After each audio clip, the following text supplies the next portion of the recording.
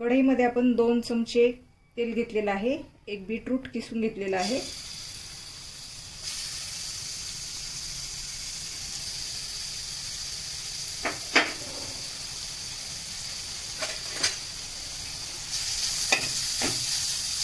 थोडंसं फ्राय करून घेणार आहोत.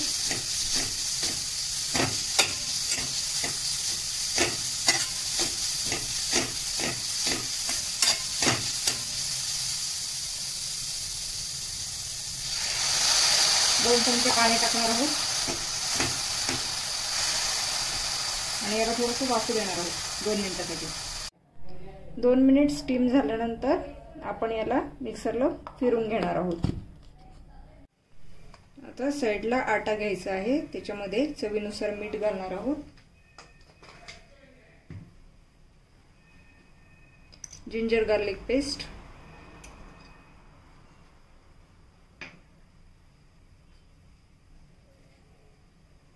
अजवाइन, ओवा,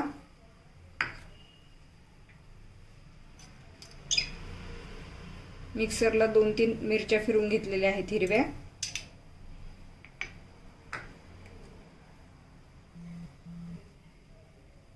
धनेपूड,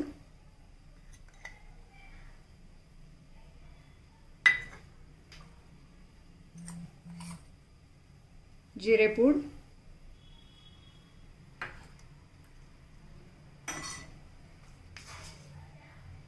एक चमचा तीळ,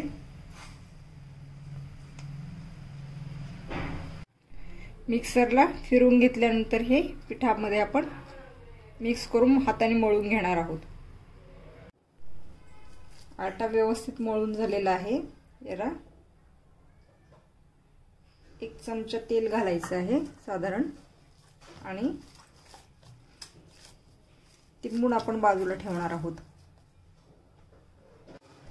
आता इथे थोडंसं पनीर किसून घेतलेलं आहे. 1 वाटी पनीर हे किसलेलं आहे.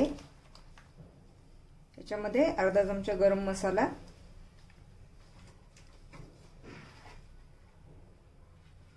चाट मसाला अर्धा चमचा,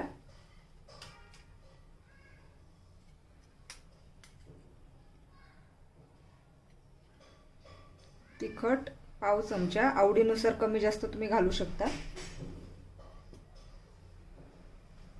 हे मिक्स करून घ्यायचं आहे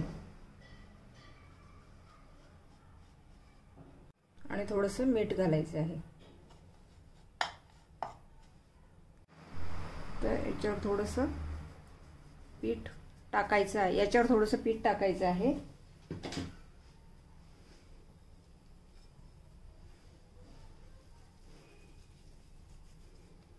त्याचा एक लहान गोळा करून घ्यायचा आहे.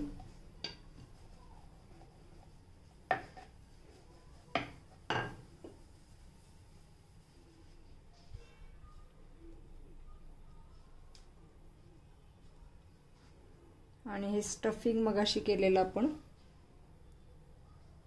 याच्यामध्ये भरायचं आहे.